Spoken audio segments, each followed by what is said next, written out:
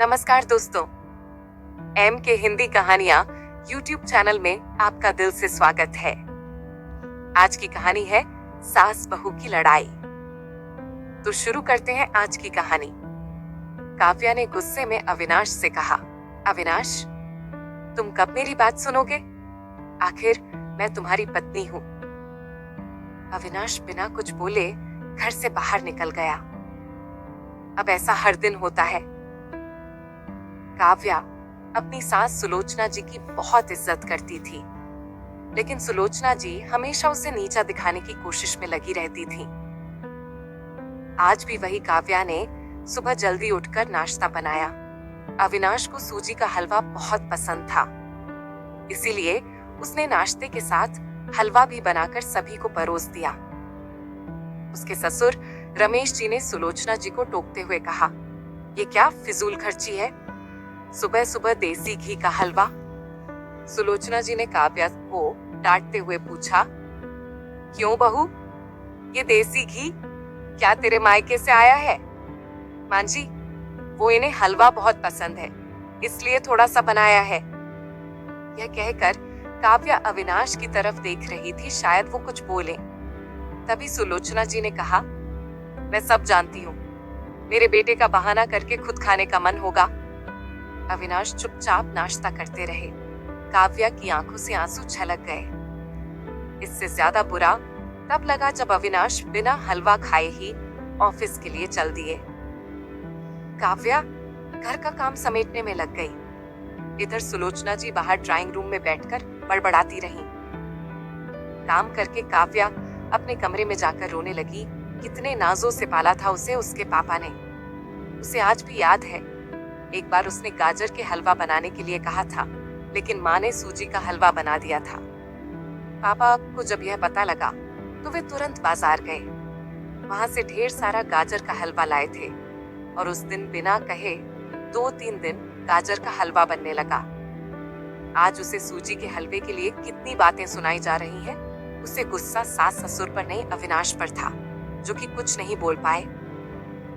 शाम को जब उसने अविनाश से शिकायत की तो वो बस इतना ही बोले, इस घर में केवल माँ की पसंद का खाना बनता है, आगे से मेरी पसंद का कुछ मत बनाना। काव्या ने अविनाश से बात करनी बंद कर दी। आखिर क्या कसूर था काव्या का यही कि वह अविनाश से बहुत प्यार करती है। इसी तरह कुछ दिन बीत गए। एक दिन काव्या ने सुलोचना जी से कहा, मां जी, मैं अपने घर जाना चाहती हूँ कुछ दिन के लिए। अगर आप कहें तो आज ही चली जाऊं।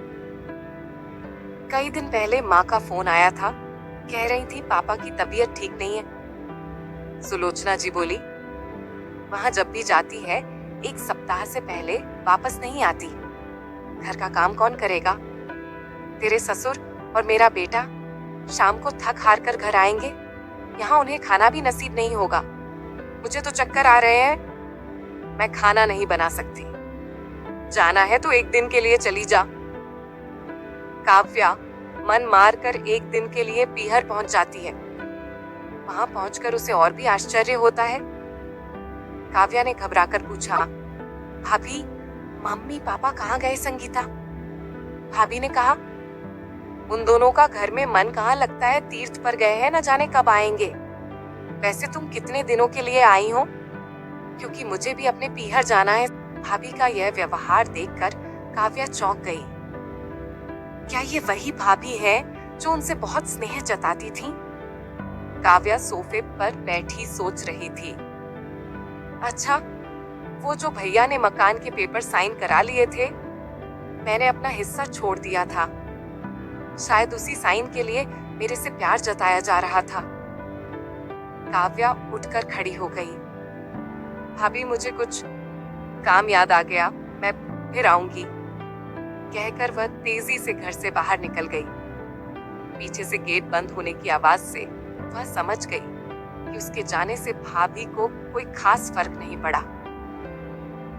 भारी कदमों से चलते हुए वह मंदिर पहुंच गई, क्योंकि शाम से पहले यदि ससुराल जाती तो सुलोचना जी उससे कई सवाल करती। मंदिर में जाकर उसने भगवान के दर्शन किए, बस न कुछ मांगा न कुछ बोली, भगवान के चरणों में शीश नवाकर वह बाहर आकर बैठ गई।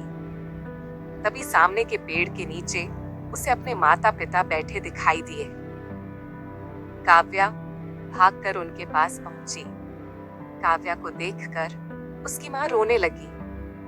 उसके पापा ने पूछा, बेटी तू यहाँ कैसे? काव्या ने कहा, वो छोड़िए, ये बताइए आप यहाँ कैसे? आप तो तीर्थ यात्रा पर गए थे। काव्या के सब्र का बांध टूट गया। उसकी आंखों से आंसू बह रहे थे। काव्या के पिताजी बोले, बेटी तेरी भाभी ने तुझसे झूठ बोला है। बिजनेस में पैसा लगाने के लिए तेरे भैया ने मकान अपने नाम करा लिया और मकान के कागज गिरवी रखकर साहूकार से कर्ज ले लिया। उसके बाद हम बोझ बन गए, हमें घर से निकाल दिया। काव्या ने रोते हुए पूछा, पापा अब क्या होगा?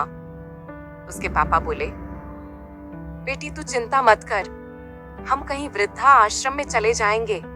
तू अपनी ससुराल जा, वहां किसी को यह बात मत बताना।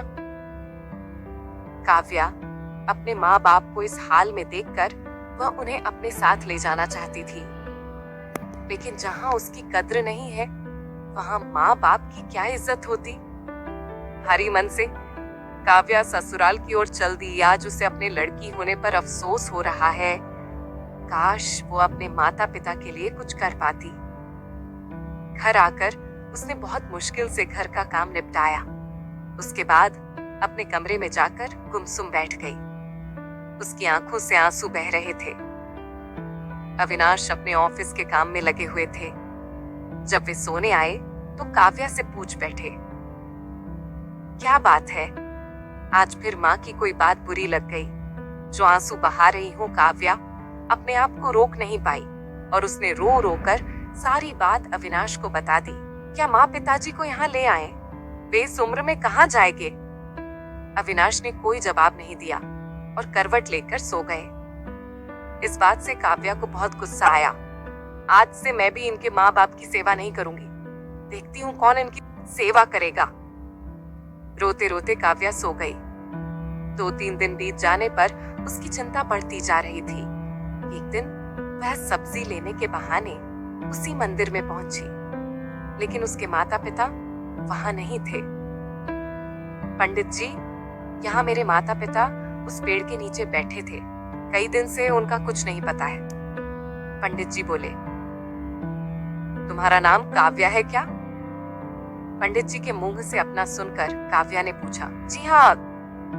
हाँ, लेकिन आपको कैसे पता? तुम्हारे माता पिता ने ये पता दिया था और कहा था कि वे अब यहाँ रहते हैं। काव्या ने पता देखा, वह यहाँ से कुछ दूर का था।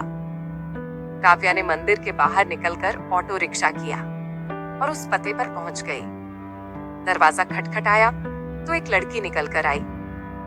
काव्या बोली, यहाँ का पता मुझे पंडित जी ने दिया है। लड़की बोली, आप काव्या दीदी हो, अंदर आ जाओ। काव्या को कुछ समझ नहीं आया। वह अंदर गई तो देखा उसके माता पिता सोफे पर बैठे थे। काव्या उन्हें देखकर रोने लगी। बेटी, अब क्यों रो रही है? तेरे कारण हमें यह मकान मिल गया। काव्या आश्चर्य से उनका चेहरा देखने लगी। लेकिन माँ, आप यहाँ कैसे? और ये लड़की कौन है? तब उसकी माँ ने कहा, बेटी तुझे याद है, तेरी शादी के बाद तेरी सास ने 40 लाख की डिमांड की थी। दामाद जी को बिजनेस खोलना था, इसलिए तेरे पिता ने उनकी डिमांड पूरी कर दी थी, जिससे कि तू सुखी रहे। जब तू हमसे मिलकर गई उसके अगले दिन दामाद जी आए। उन्होंने तेरे पापा के पैसे लौटा दिए, क्योंकि उन्होंने कोई बिजनेस शुरू नहीं किया था। तेरे पापा ने मना भी किया, लेकिन वे नहीं माने। उसके बाद उन्होंने प्रॉपर्टी डीलर से मिलकर 2 दिन में यह मकान खरीद दिया और 5 लाख रुपए बच गए।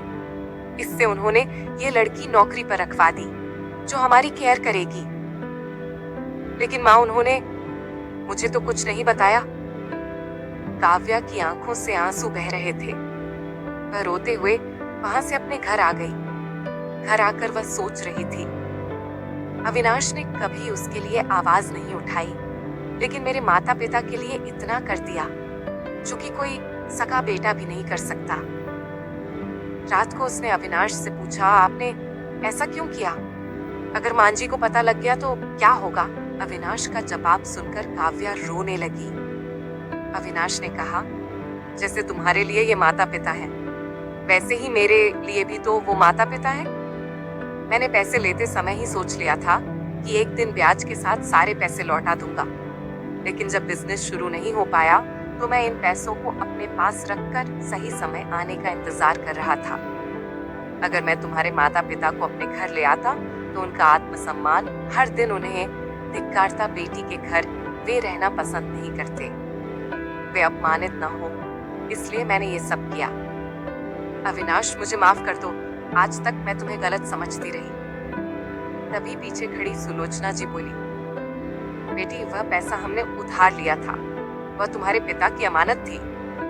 मैंने और अविनाश ने पहले ही फैसला किया था कि ब्याज के साथ तुम्हारे पैसे लौटा देंगे। चल अब सो जा, सुबह नाश्ता टाइम पर नहीं बना तो अच्छा नहीं होगा। उनकी बात सुनकर काव्या, अविनाश और सुलोचना जी जोर से हंसने लगे। ये वीडियो अच्छा लगा हो तो वीडियो को लाइक और अपने दोस्त के साथ शेयर भी जरूर कीजिएगा, और हमें ऐसे ही सपोर्ट करने के लिए चैनल को सब्सक्राइब और घंटी बटन को जरूर दबा दीजिएगा। धन्यवाद।